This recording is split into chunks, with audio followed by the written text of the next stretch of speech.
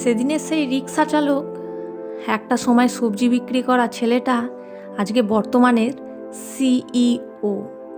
তার এই জার্নিটা আমরা বরং শুনে নিই, কীভাবে সেই প্রত্যন্ত গ্রাম থেকে অর্থনৈতিকভাবে পিছিয়ে পড়া ছেলেটিও ঘুরে দাঁড়িয়েছে। তার গল্পই আজ আপনাদের শোনাব। বিহারের প্রত্যন্ত গ্রামে জন্ম। দারিদ্র্য ছিল নিত্যদিনের সঙ্গী। অর্থের অভাবে লেখাপড়াটাও বেশি দূর আর করা হয়ে ওঠেনি। পরিবারকে সাহায্যের জন্যে কখনো কখনো রিক্সাও চালাতে হয়েছে তাকে। এসবের মধ্যেও তিনি কিন্তু স্বপ্ন দেখতে ভোলেননি। সেই স্বপ্নকে ভর করে তিনি আজ একটি সংস্থার সিইও, অর্থাৎ চিফ এক্সিকিউটিভ অফিসার। তার গল্প হার মানিয়েছে সিনেমার গল্পকেও। রিক্সা চালক থেকে সিইও হওয়ার এই ব্যক্তির নাম জানেন? এই ব্যক্তির নাম ছিল দিলখুশ কুমার।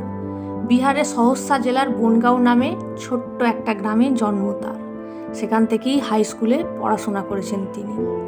বাড়ির অর্থনৈতিক অবস্থা কোনো দিনই ভালো ছিল না, তাই ভালো না থাকায় বিভিন্ন ধরনের কাজের খোঁজ চালিয়েছিলেন। বেশ কিছু ইন্টারভিউ দিয়েছিলেন, কিন্তু কপালে জোটেনি কাজ। এরপর রিক্সা চালানোর কাজ তিনি শুরু করেন। দিল্লিতে গিয়েও রিক্সা চালিয়েছেন তিনি, কিন্তু এই কাজ করতে গিয়ে শারীরিকভাবে অসুস্থ হয়ে পড়েন তিনি। আবার বাড়ি ফিরে আসেন। এরপর আবার সবজি বিক্রি করতে শুরু করেন। কিন্তু গাড়ি চালানোর শখ ছিল তার ছোট থেকেই। তার বাবা ছিল লরি চালক। এরপর এক সংস্থায় গাড়ি চালানোর কাজ শুরু করে দেন তিনি। সেখান থেকে ওলা, উবারের মতন বিহারের একটি গাড়ি পরিষেবা সংস্থাতে কাজ শুরু করেন।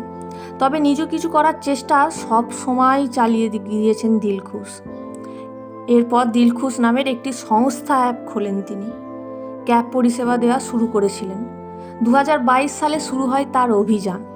তার সংস্থায় 4 কোটি টাকার ইনভেস্টমেন্টও পায়। বিভিন্ন আইআইটি ও আইআইএমের ছাত্ররা পার্ট টাইম কাজ করে তাকে সাহায্য করতেন। এই সংস্থার সিইও অর্থাৎ সেই সবজি বিক্রি রিক্সা চালক থেকে বর্তমানে সিইও আর কেউ নয়, আমাদের দিলখুশ কুমার।